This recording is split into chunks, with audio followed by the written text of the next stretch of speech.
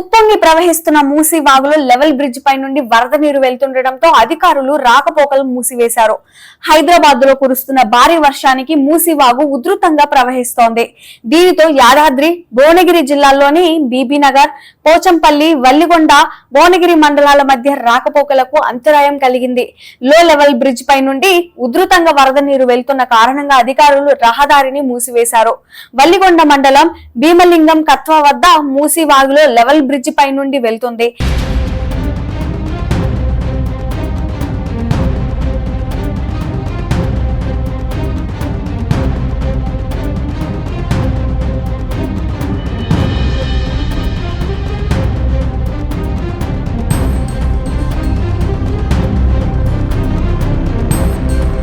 Share చేయండి, like చేయండి, subscribe చేయండి.